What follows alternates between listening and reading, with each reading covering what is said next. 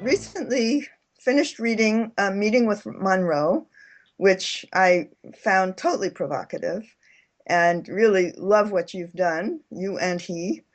And the one of the basic premises of what he seems to be here for is the fact that we are needing to wipe the slate clean and start many things over again.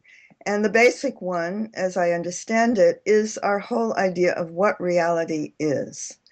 So, what he has claimed in the book is that the reality that we are currently working under has become obsolete.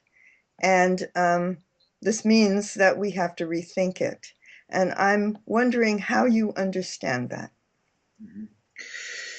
Yeah, I mean, it's not surprising that this information that is coming out now, and Monroe is certainly not the only source or channel for this information.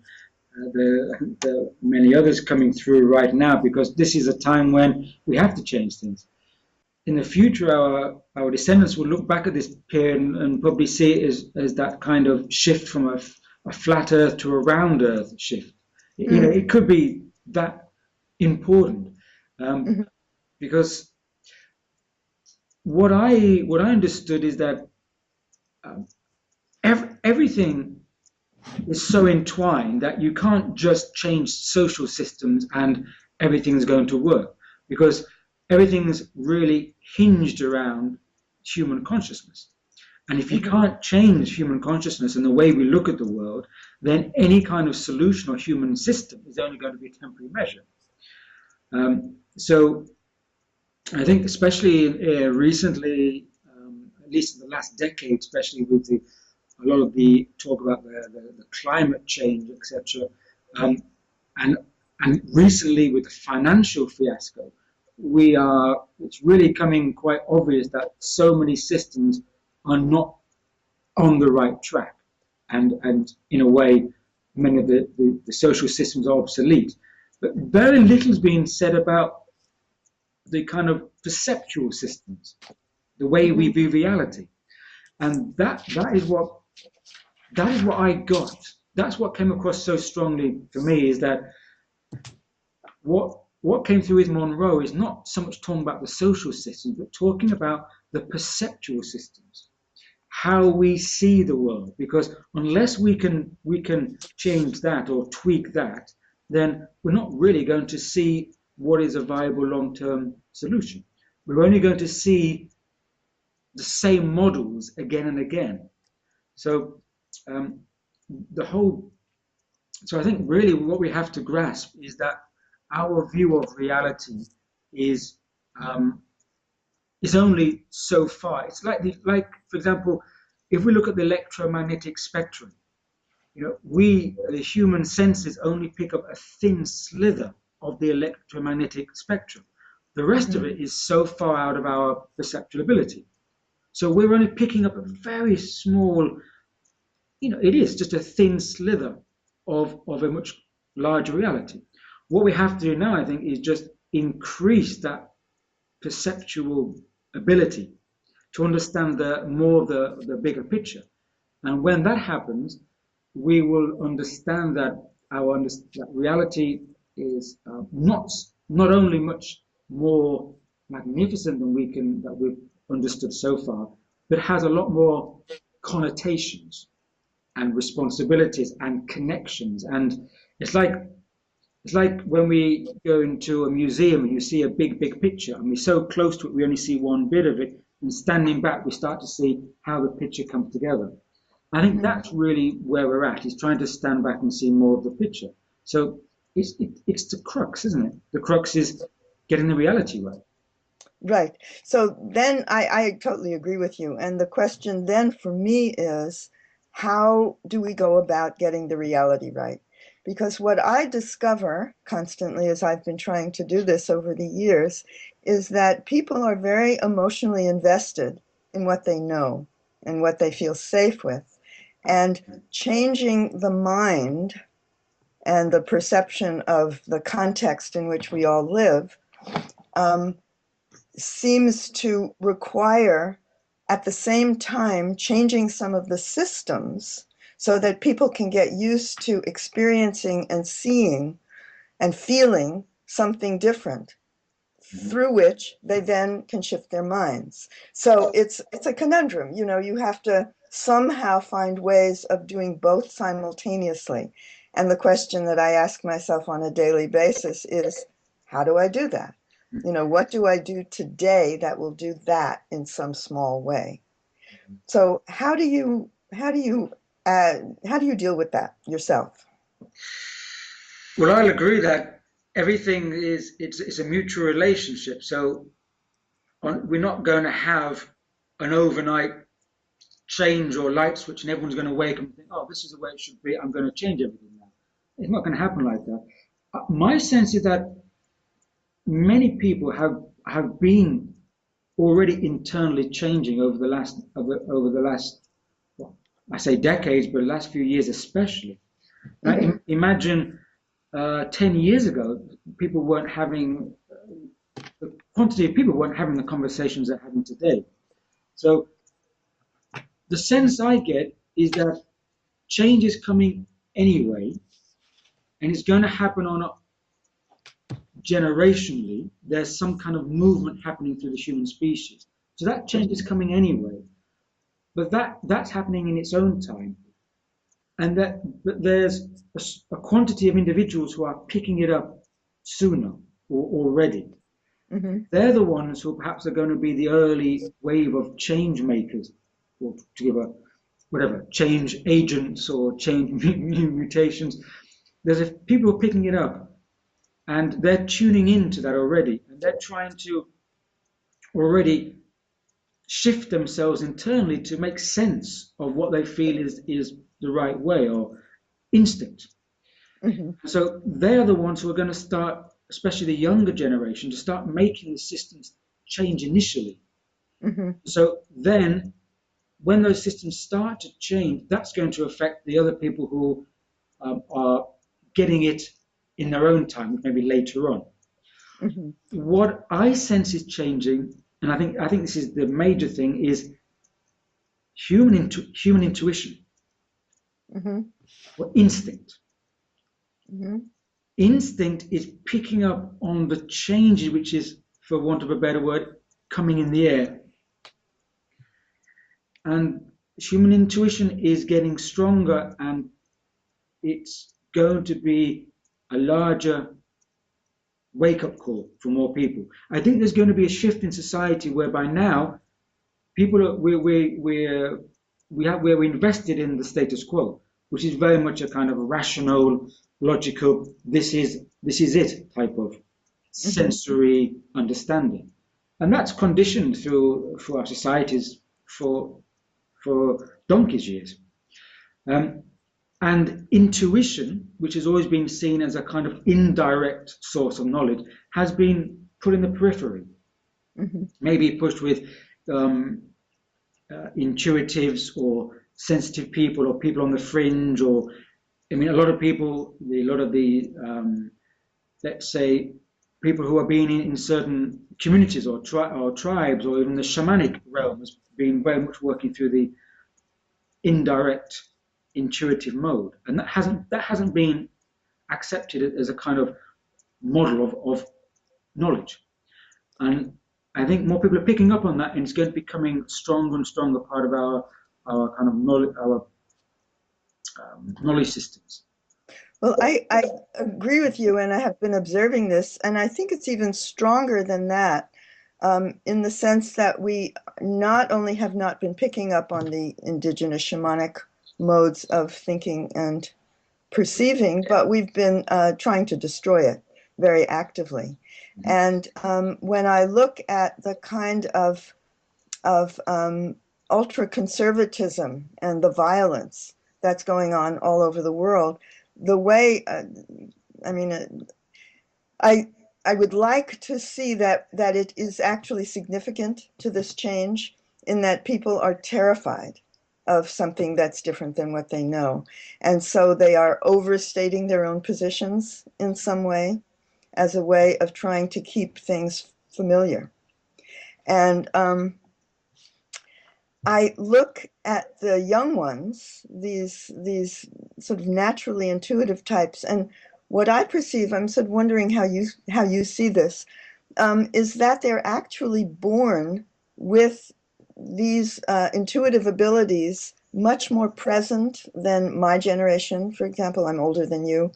Um, that that they are in some ways more evolved than the generation that I represent, that is holding on so tight to the old ways. And this is what gives me hope, that they're new folks. The more long-term change, I think we're going to see it generationally. Um, you're based in North America. It's North America is infamous for trying to hold on to the status quo in terms of the power structures, and we see it through the Western world. Most political systems, they they are so determined to maintain the authoritative status quo, and they're trying to make the people afraid, but I think they're afraid as well because they see changes coming, and they Right. know that if it comes naturally, organically through generational change, that they can't stop it, because when the old guard dies out, the people who are going to have taken those positions in corporations and in law and business and social services, those people will be the younger people. And so Mhm. you can't stop that wave of change, you know, That's right. because you can't stop that natural process. And I've actually, the way I talk about it is, I mentioned to you before that I have the book that I'm working on now called The Phoenix Generation. I think you have a copy of it. And Hmm. I say that the young children are not born into change as we were, but they are born as change. Yes. And that's the difference. They are change. The human species is changing. So if you get that coming to human society, then you can't stop that. It's just looking, for some people, it's looking quite grim at the moment because so much focus is on the disorder rather than the change coming through. Right. Right. Well, I mean, I think we are the bridge generation. There are a couple of generations that sort of were born intuitive, um, and didn't see any of it around us and were put down for it, but who persisted. Mhm. And we are, both of us, I think, even though we're not the same exact generation, we're in the position to be there for these young ones and to keep them as comfortable and healthy and reassured as we possibly can, so that they can do the work as unhampered as possible. Mhm. Yeah, and yeah, it's like having a foot in both zones. In that, and it's difficult for us as well, and those of the bridge generation, because on one side we're seeing all this disorder, and it looks like it can be quite frustrating.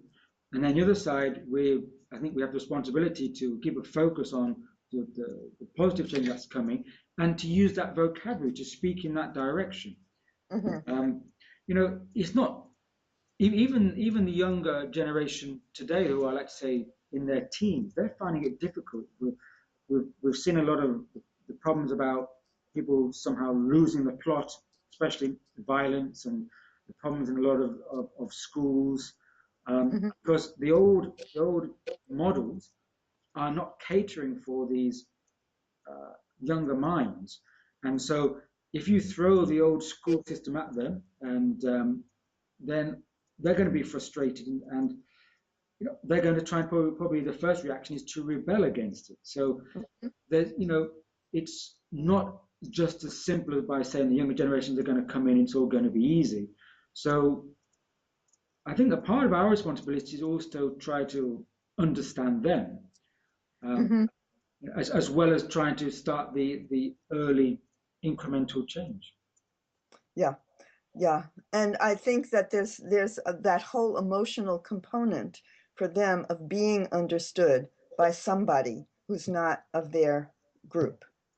That I think, and I watch it because I spend as much time as I can with the 20, 30 somethings who are casting about, not finding their place in the society, but finding their place with each other without leadership. And so I kind of put myself in the middle of them and say, okay, I think I can talk your language with you. And this is such a relief for them to be understood by a grown-up that I mean, I find I wish other people would do it, would just sort of deliberately be there for these young ones who have come through a system that made no sense to them whatsoever and have come through whole.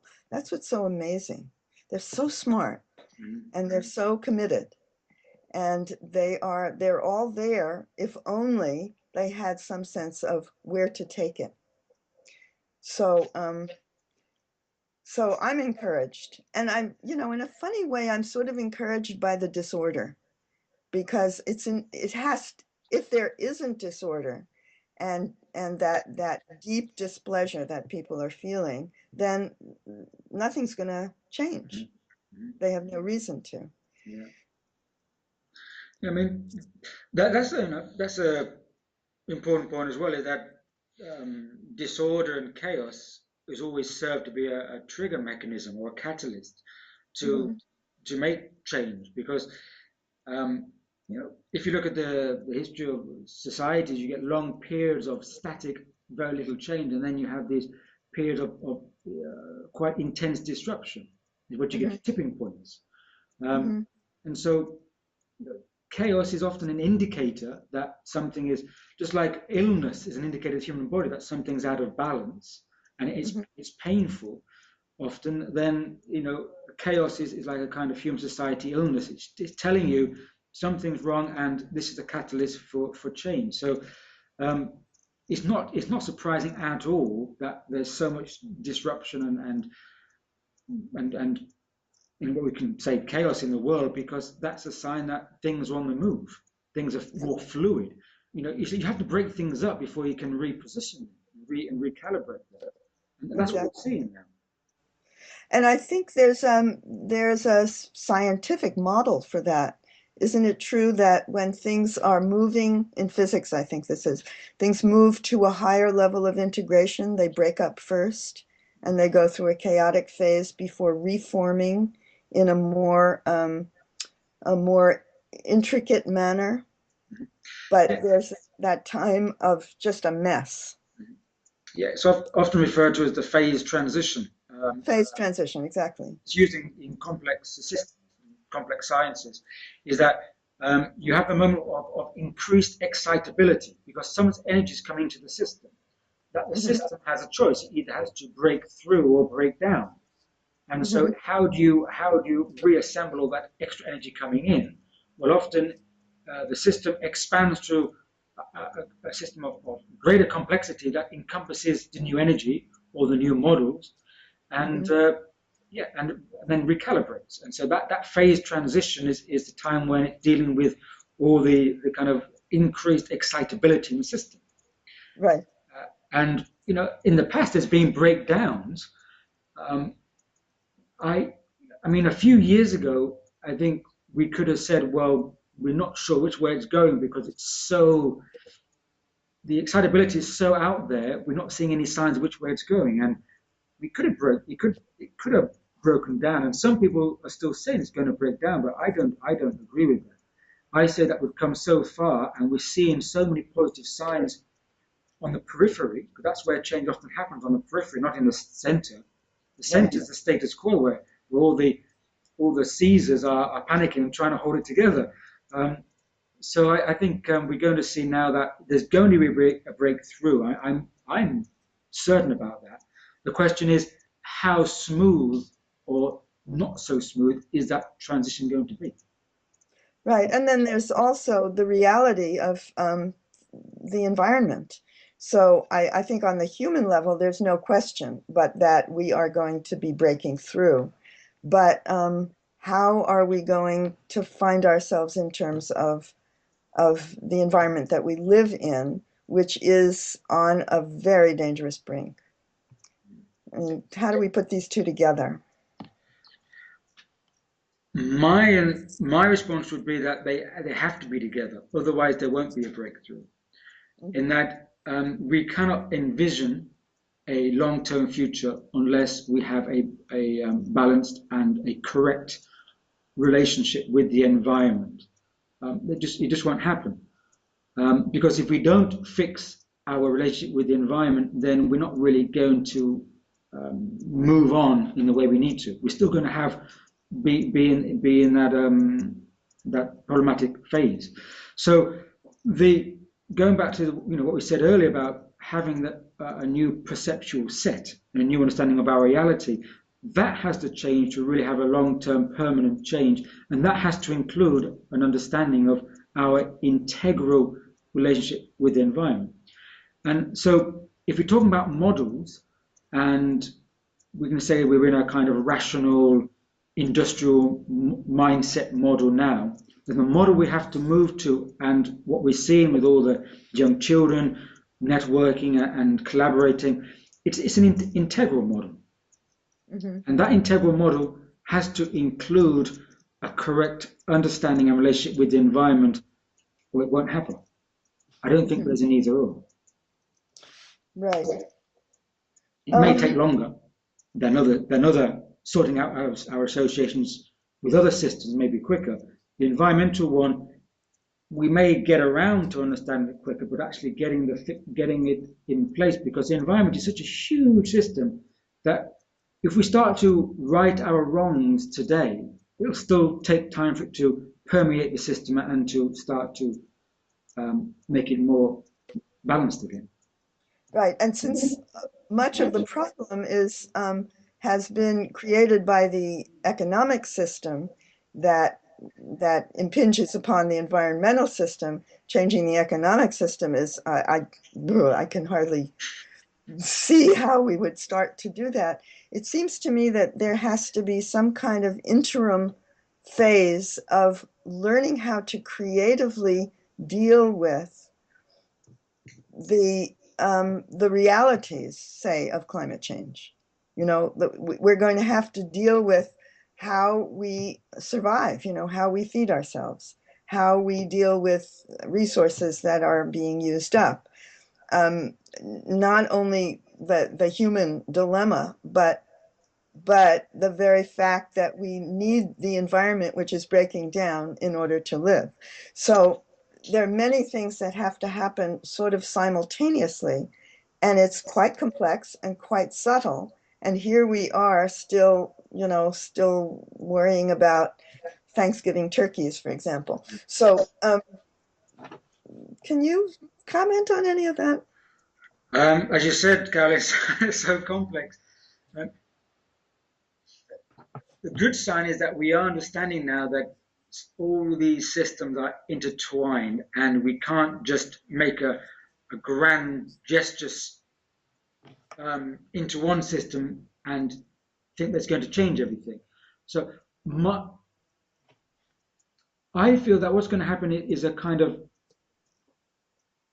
piece by piece a replacement model, in that especially, for example, since the economic collapse around late 2008, since then, a lot of people have been thinking, well, the whole economy is going to collapse, and we need that to happen for a new one to be birthed.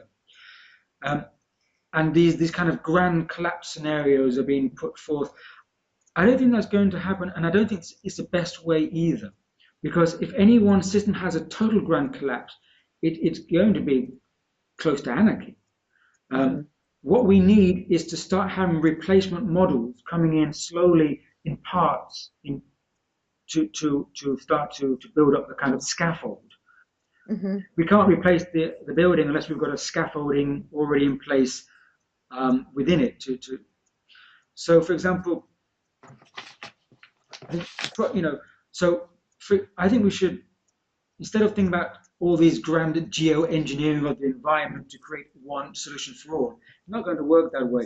I think there's going to be models coming in that are going to work with certain areas of our relationship with the environment, such as through the way we produce food and the agro business, and how we destroy so many forests for our resources and food and that. And at the same time, if we look at new economic models coming in, the main thing is that I think the way of thinking about the economics has to change, because economics is based upon perpetual growth model. And that's based in everything, perpetual growth in our food industry and everything. And that's just like a virus.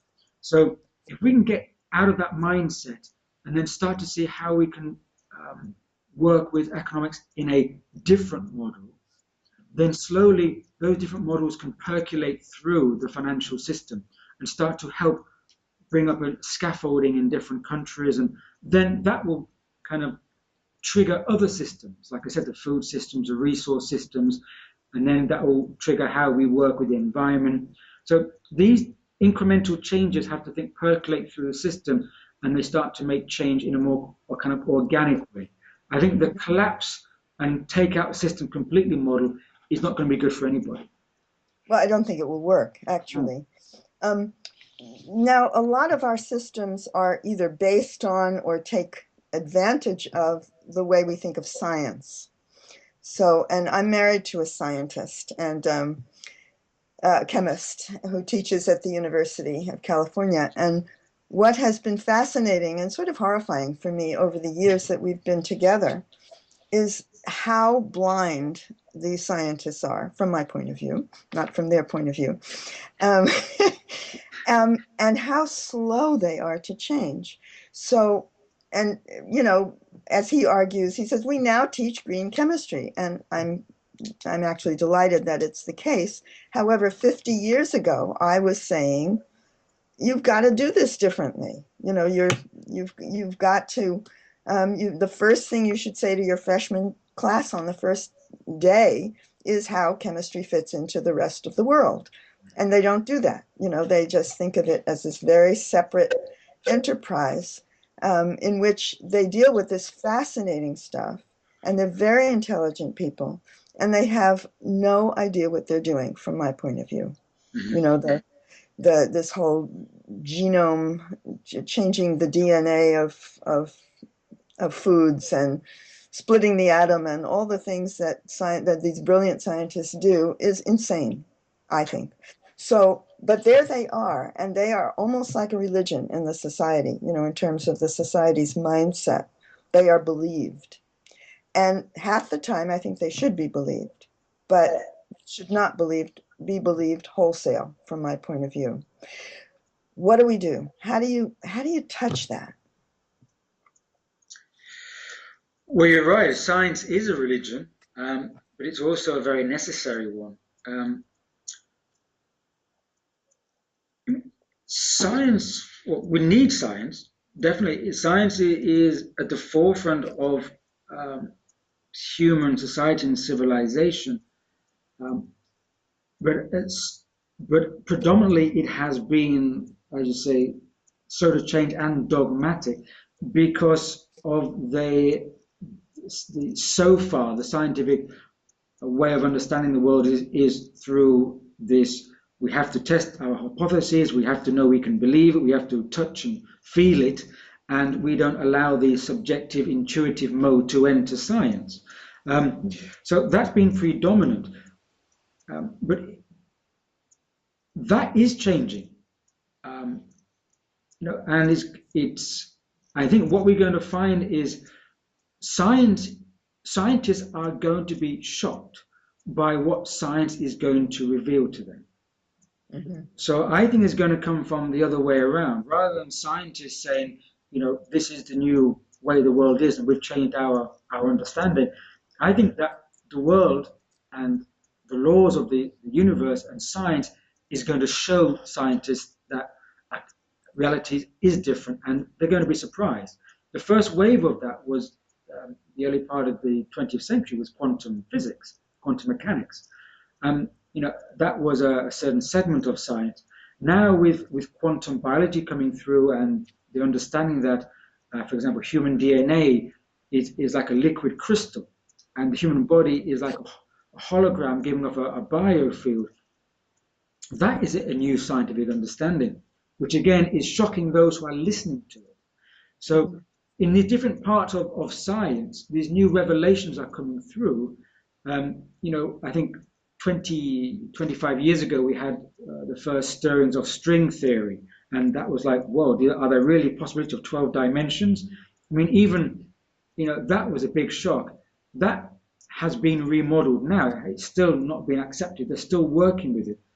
And the new scientific data which is being revealed is getting closer and closer to what the spiritual mystical path have been talking about for centuries. So what I feel is we're going to see is a greater convergence of the information coming out. And so, and that should, and it needs to be then placed onto how we deal with technology. Because if that new revelation from science is not based on technology, and as you mentioned, we're going to be having this crazy genome kind of God playing scenario, and you're going to have a human nature which is not sufficiently understanding the greater workings of the cosmos, playing with science on a rational, linear, thin slither understanding of reality, and that's not going to work either.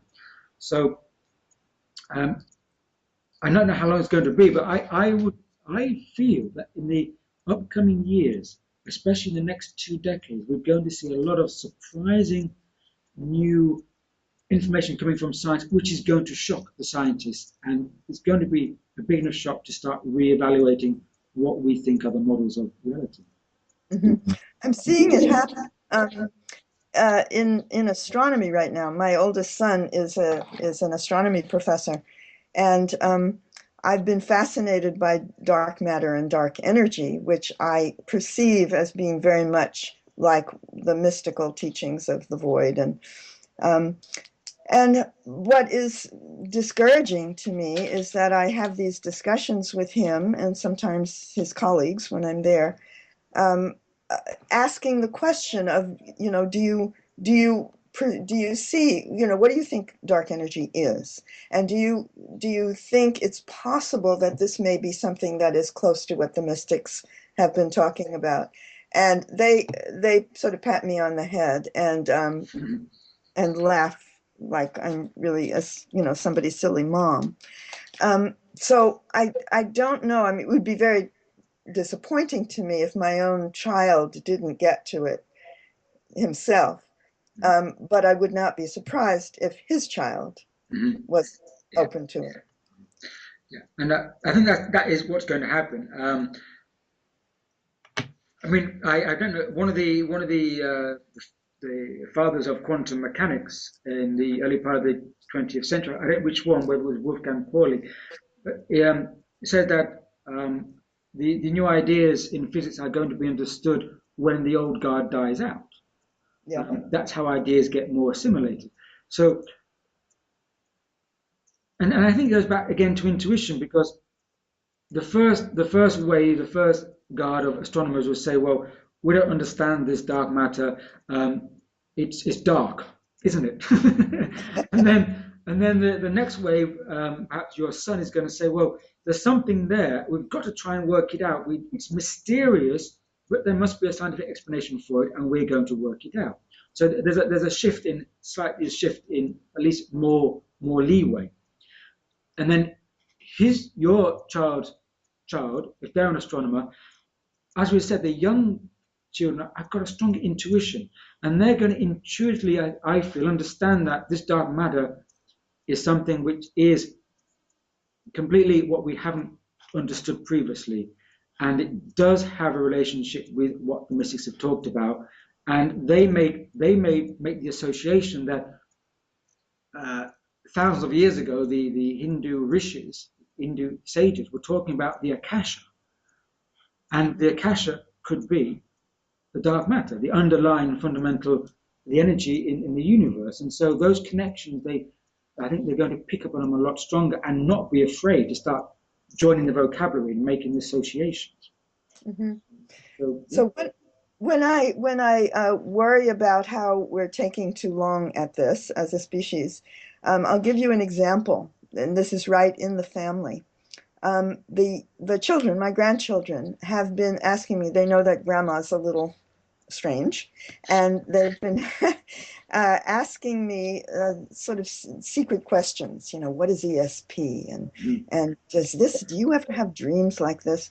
And of course, I respond openly, but once I think my grandson must have been about 7. And I was answering him on the subject of ESP, and I was overheard by his parents and told to stop. And I said, "Excuse me, why?" And they said, "Because you're telling him an untruth." So what I'm pointing to is the emotional aspect of all of this. The fear, essentially, that can be. I mean, these are my children. They grew up with me, and they are that afraid. And so I take that as representing a lot more people. And that is the hardest thing to get through and to change. Now, I think it will change with the next generation, but they've been carefully trained to not believe this stuff. Mm-hmm. So it just feels exhausting when I think of all this human stuff, and mostly fear that we have to get through. Yeah, it's the kind of height of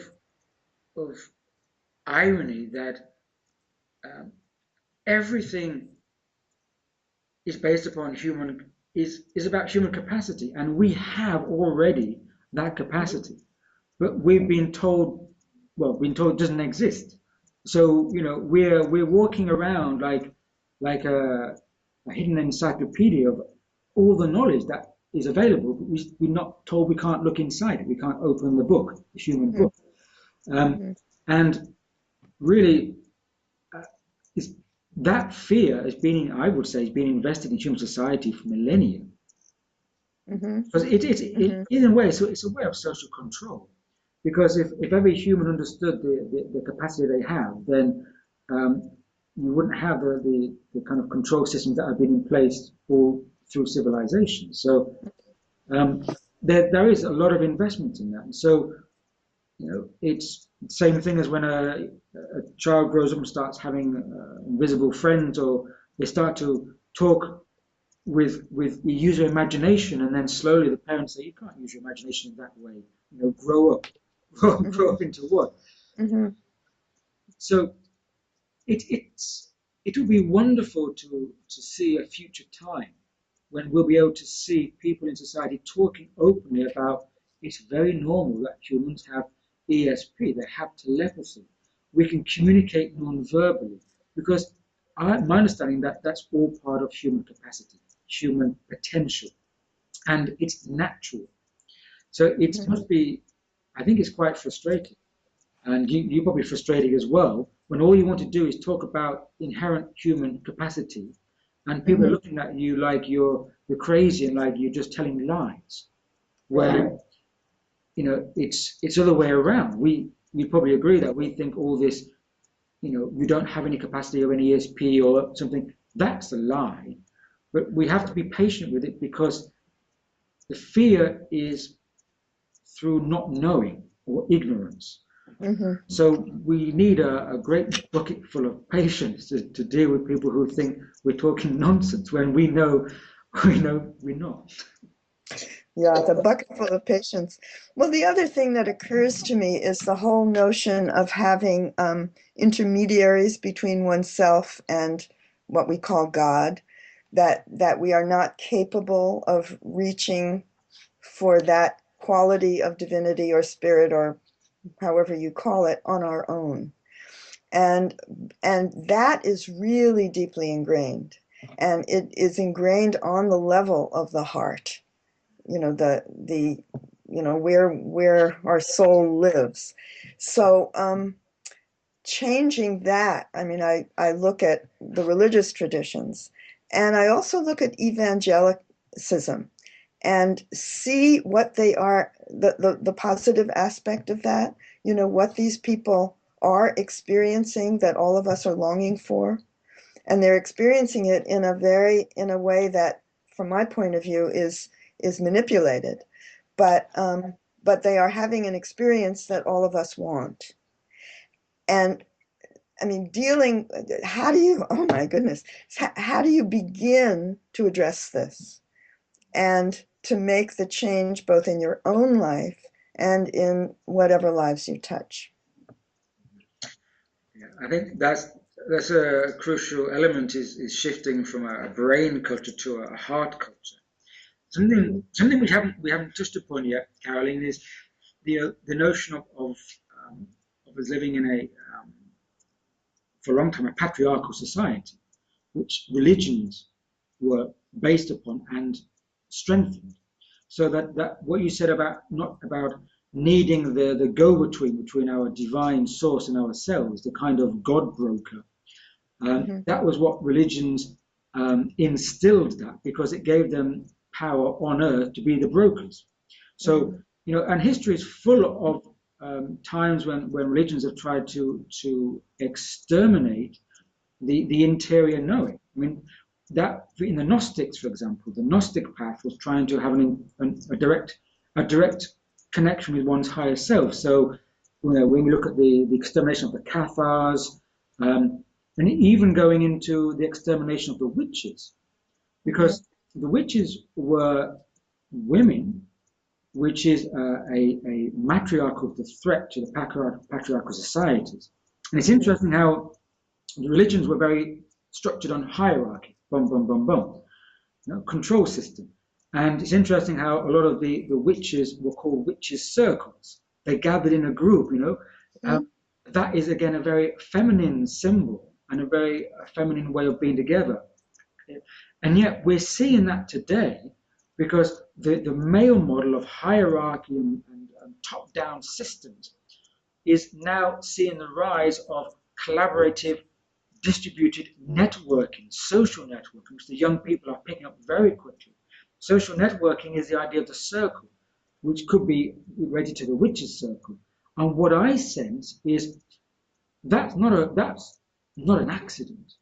Is Hmm. that this collaborative internet distributed way of working is a manifestation of the heart energy that's Hmm. coming through more, which we could say it's a feminine energy, a feminine consciousness, and that energy is going to push upon and slowly, let's say, dissolve this top-down patriarchal model, and that energy coming in, and that way of working and being together and networking, that very much heart energy is going to be, I think, the model of this change in society. So how can we start to be the change by really by connecting with and operating through those collaborative systems and engaging with that, and that's the hard energy in operation. Right. And one of the things that is in the Monroe book, which I found the most provocative, was the notion that the technology, that the internet, was actually serving this change. And as somebody who did not grow up with it and who has a hell of a time maneuvering myself on a computer, um, I was shocked by that, but realized that what he says is that this is a model of connectivity, that it's a way in which we are connecting over time and space in a huge way, and through that learning about this connectivity, this circling that we need to learn, and I'm slowly beginning to very reluctantly agree with it. I mean, I think there's something very profound happening, even as I rant and rave about all the kids walking around texting and everybody tuned into their iPods. So, can you talk about that a little? Mhm. Yeah, I'm fascinated by the subject of technology as well, and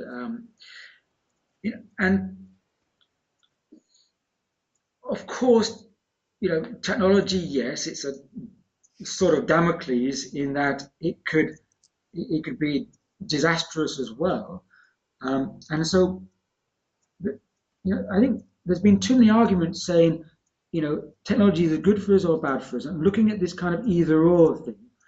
Um, Mhm. Whereas now I'm understanding technology, actually, you can't separate it from what's going on this planet. You know, when our first ancestors made fire by rubbing sticks together, fire was a technology.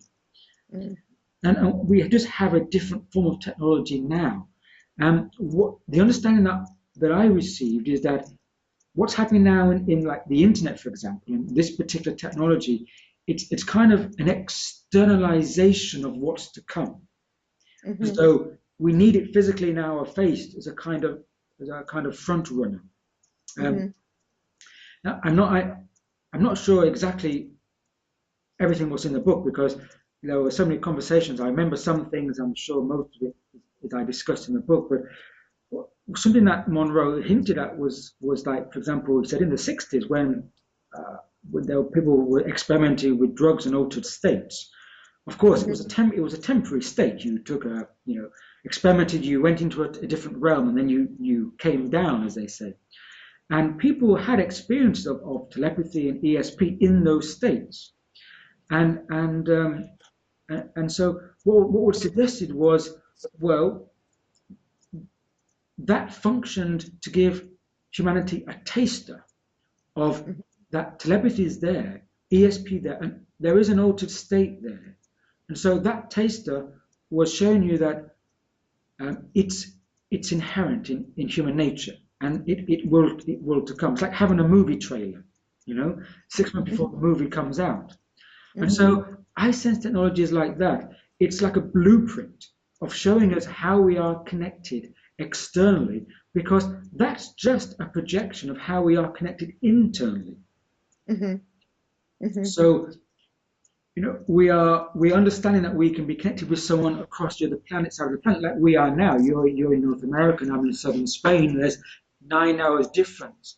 Um, and so we're connected now in the present moment. mhm. There's no 9 hours difference. We're in the present right now. Isn't that amazing? And so that technology really is, for me, and what I came to understand, and which gives me a whole new perspective of technology, is that's an external manifestation, or let's say the external nervous system of Mhm, what's happening internally. And so the more we work with that, the more we're going to, and this is another convergence which I feel is interesting, is the technology is allowing us to understand as a forerunner that we're converging the outer and inner worlds. mhm, So right now we're speaking with an outer technology in the outer world, but our hearts and our energy is connected now, not non-physically. So that we're joined. And that convergence, just as we're having science and spirituality converging in the exterior world of knowledge systems, we're having a convergence between the inner technology, the sacred technology, and the physical technology. mhm.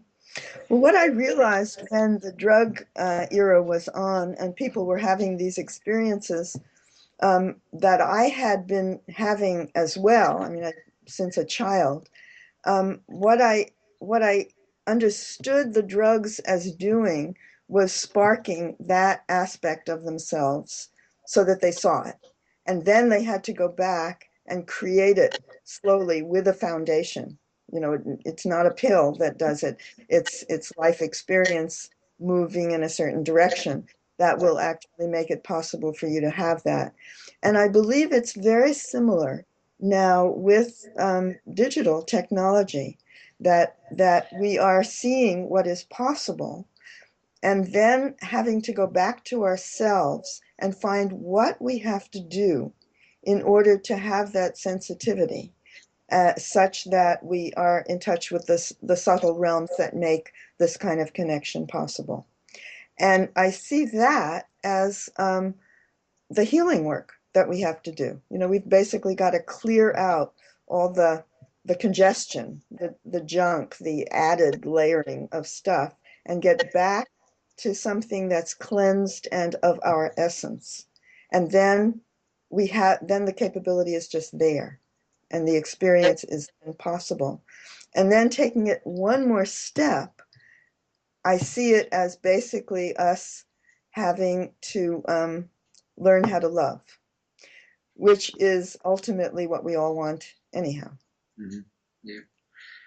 Yeah, and I mean, of course, you're based in San Francisco, the epicenter of the counterculture in North America, and Haight-Ashbury and everything, and the merry pranksters and the Ken Kesey revolution. So you obviously have a closer experience of that.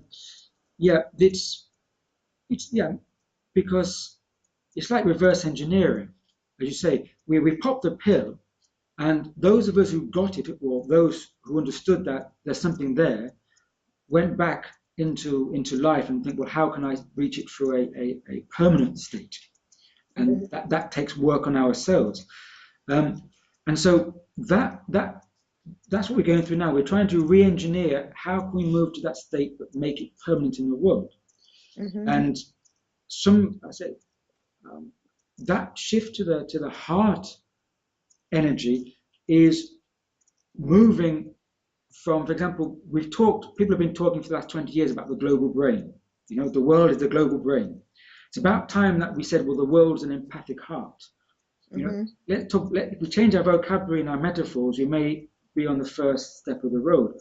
And so when, for example, a lot of younger people, especially, they're connected through their social networks. When they see something unjust happening across the other side of the world, they empathize with that.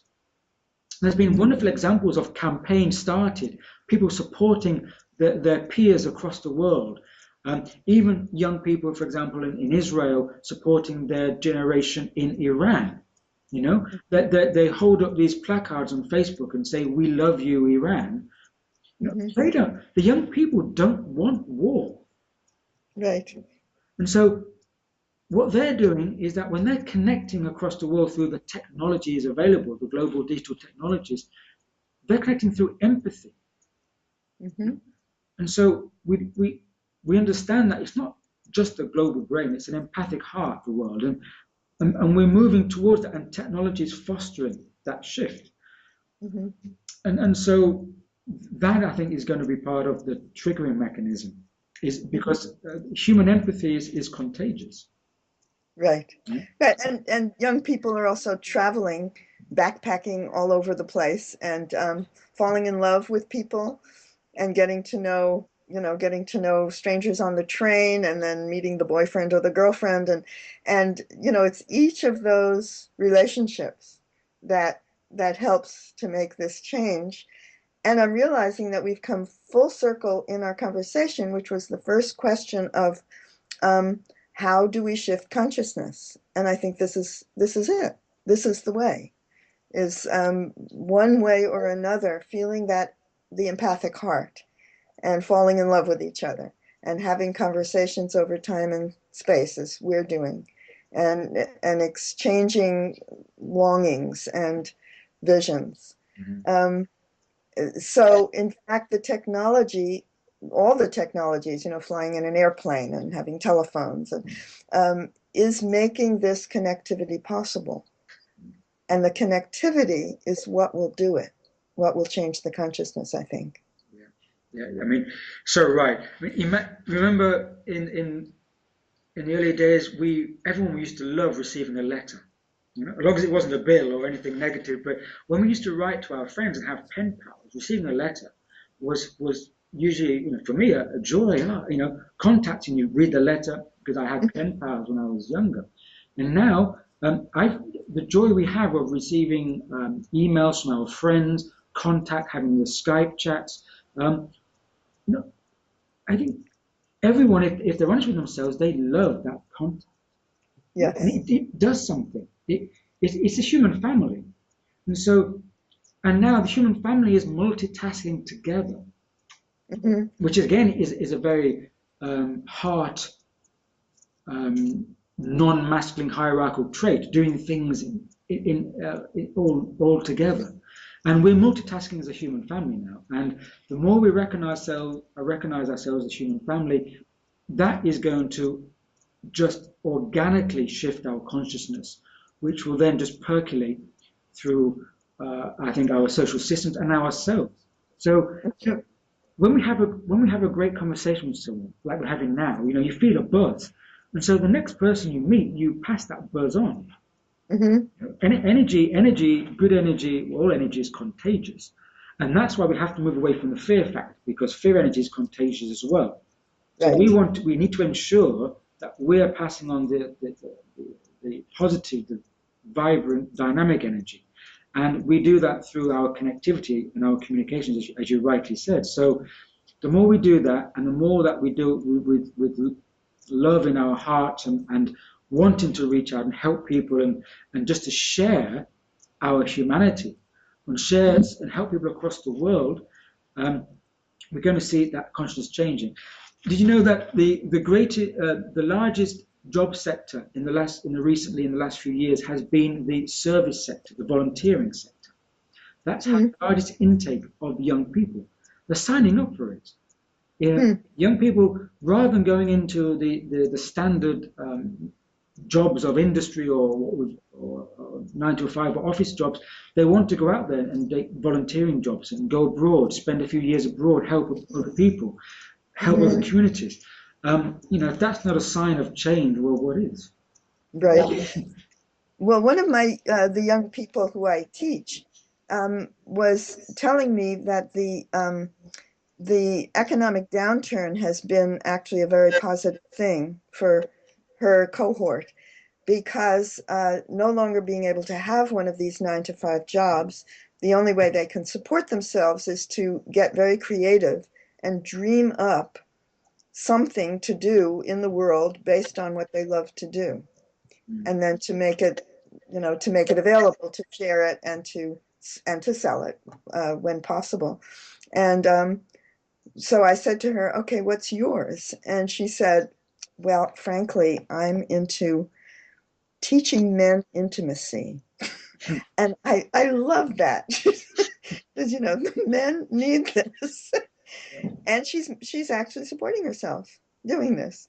So I realized that what a lot of this comes down to on a sort of basic human level is having a good time. Mm. That it's really about fun and pleasure.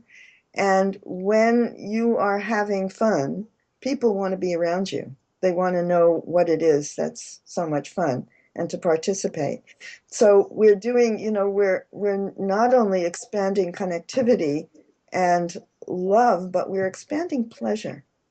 And this, I think, is a very different take on the world as a vale of tears and um, crucifixions and the horrible Mhm. uh, things that people do to one another, and sort of having to have security against it and defense and all that sort of stuff.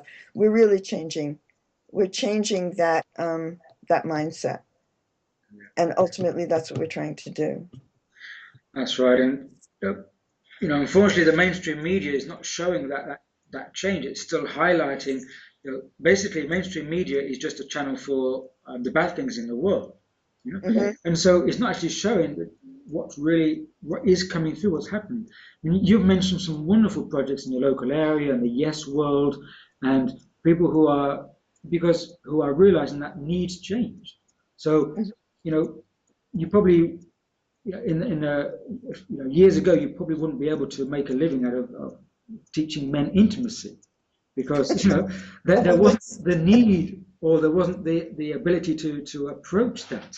So also that's going to affect jobs because the needs are changing, people's needs are changing, and also people are recognizing and being honest with themselves that they want to learn something new. They want to learn something relevant. Let's face it, we're all looking for meaning in the world. And if the Hmm. old models don't give us meaning, then we're going to look elsewhere. And the Right. meaning is the human family, the joy, doing something which actually gives something back. Hmm. You mentioned, I say, maybe you want to talk a little bit about Yes World or the wonderful projects they were doing because that's that puts a point on it. Hmm. Um, well, this was something that was originally started by a 16-year-old boy by the name of Ocean Robbins, actually the son of John Robbins, the food advocate, vegan diet advocate. You might not have heard of him. Anyhow, his son Ocean said, I don't want to go to public school. I want to start an organization. And he went into business baking bread at the age of 16 and then started this YES organization, Youth for Environmental Sanity. And the idea was to bring youth together who believed, and this is, we're talking, let's see, Ocean is now in his 30s. So it was, it was, say, 15 years ago when none of this was as current as it is now. And he went around talking in junior high schools and high schools, and then did what he called youth jams and called together like 20 young people to meet together in the summer in a camp and to have fun and to talk about their concerns for the environment. And and these then became the new leaders. That was the idea, and then they went out and proliferated it, and it has been remarkably successful and is now global. And is the current person running it is a young Indian woman by the name of Shilpa Jain, and she's really one of the new spirits. More intelligence, more heart, more imagination, more energy than anybody I know who's my age. An extraordinary human being. And she is now doing it in the Middle East, in Africa, in India, um, all over the United States. And she gets together these young people who want to see change and want to know each other. So she specifically goes into areas where different different ethnicities and different countries are at war with each other, and gets and brings together young people who want to do it differently. And they're forming friendships. They're falling in love with each other, and they're going back and working in their own countries, but um, in a net web with each other. So it's again, it's just doing it on a small scale here and there and there and there, and affecting a radical political change, I think, but also energetic change. There's a whole emotional layer of experience that was not possible before, and now she makes possible. Well, she and they. So it's kind of a miracle to watch this happen and know that it started with this little 16-year-old who had a vision and wanted to do it differently, and was the child of parents who allowed him to do so. Wonderful. It's a perfect story to say what to show what we've been talking about. Mm-hmm. You know, that's the way I feel it's going to happen. Is that it's going to happen with small changes. Everyone, people doing their thing, being involved, and the days of uh, the grand revolution is over. There's not going to be another French Revolution. I Um, hope not. no, well, it's going to be people on the ground doing their small actions, connecting together, because you may think we're just little old me and we can't do these things, but when you connect together and you spread the energy through the networks that we've been talking about, then that change is going to just flip over, and Mm-hmm. so that is what's happening now, and that's we started off by talking about what are the new models, because the old models are obsolete. Well, the new models are going to be connectivity of all these smaller groupings coming together and forming a new tapestry. Mm-hmm. And I think the energetic aspect of it is also very important, um, because it's contagious. So you change the energy in a small group, and then everybody goes out, and there's something that happens. I see it every day walking down the street. That if you are carrying a kind of heightened vibration or frequency, or you are changed by this experience of what I'm calling deep pleasure. People feel it, and then you exchange a smile, and then they feel it, and then they carry it, and it expands, and it's invisible, and you can't define it, you can't touch it, but it's there, and you know it. Mhm. And so this keeps kind of spreading slowly. And and I think that's why I feel so strongly about having fun and and loving each other, doing the things that really give pleasure, because I think it's essential for this change. Yeah. Yeah. And energy is exponential. And Energy is exponential, right? Yes. I'm reminded of Rumi, the Persian poet and teacher, who said, if you entered a garden, would you choose to sit next to the thorn bush or the rose? Hmm. Right. And he also said that sitting with a friend, and he meant the friend as in the capital F, those who Hmm. were vibrating of the energy you mentioned. Sitting next to a friend, a minute with a friend, is more than a lifetime reading books. Hmm. Yeah. Because you get that something special. And that's what we, as you say, that's what's happening. Energy is exponential, and the people who are putting out that energy, living it, vibrating it, um, they are making change, and more of those people are going to come into the world. And so, um, you know, when people ask me and they say, "Why are you so positive?" Are you a Pollyanna?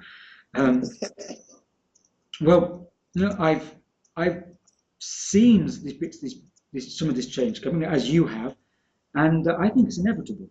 So Hmm. I'm not saying it's going to be a smooth road because we've got to get through all the chaotic catalysts.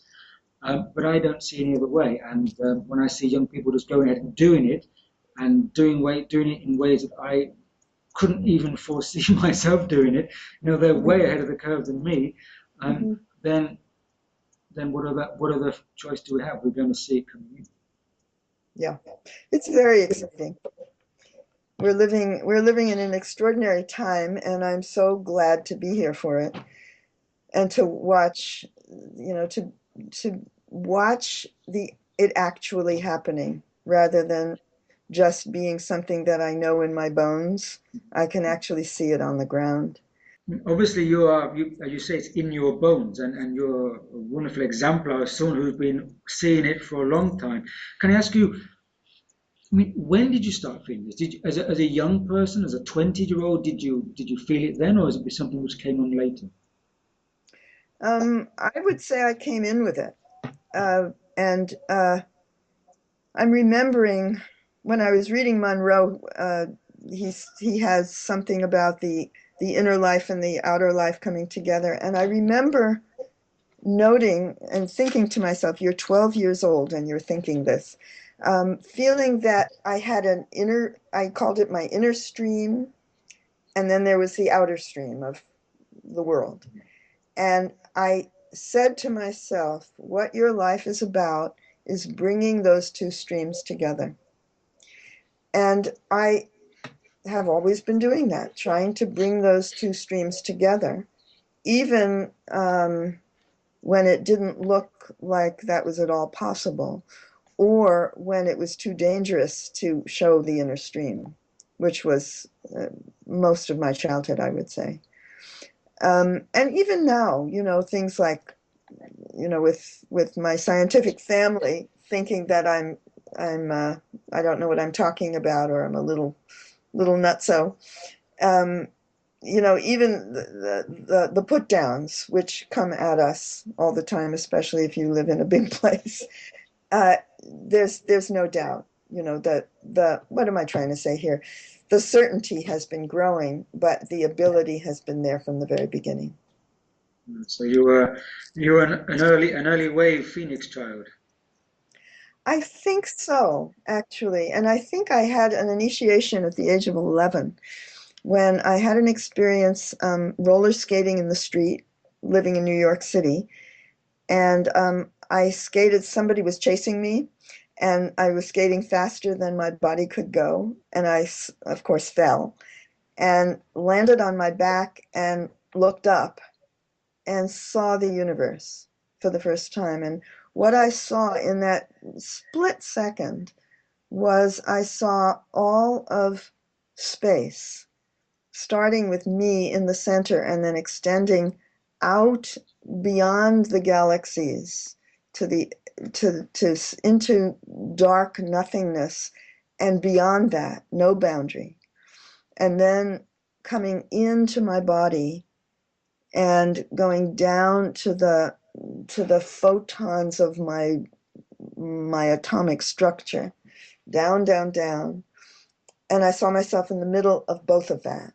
And then through time, saw myself right here with all of my ancestors going back to microbial life, and then all of my descendants going to the children of the children of the children of the children, to into infinity, with myself in the center. And it was a moment, I mean, I'm using lots of words now, but it was a moment of perception and knowing that that was real, and knowing that I belonged to it and would no matter what happened.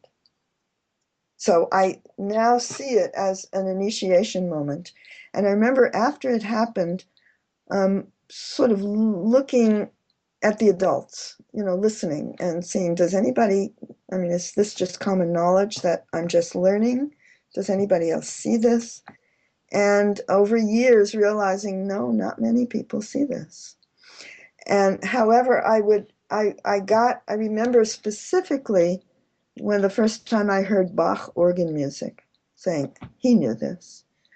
And then somehow reading Joseph Conrad as a teenager. Oh, he gets this. So it was like a confirmation that, yeah, I'm not making this up. I'm not crazy. It's real. And it's what makes me happy. I mean, it's no matter what insanity is going on in my community and my family, I know that that is real, and I know that I belong to it. So I guess the short answer to your question is yes, it goes back to childhood. Wonderful. And you married a scientist to be your catalyst. Or something. It's been an interesting journey, I must say. Well, it's actually very interesting being married to a scientist. Not always easy, but I realize that he and I represent the two poles of society, the two mindsets. And that if we can manage to live together and to communicate, and we've been together for 57 years. So if we can do this, then the world can do it.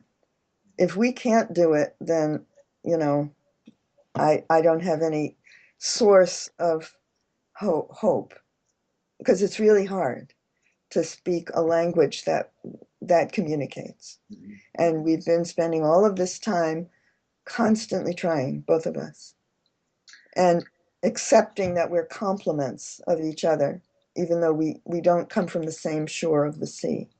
The future we hope will be when we move from this Tower of Babel of speaking different languages to when we all have the same language. Imagine if Yes. everyone had that initiation you had.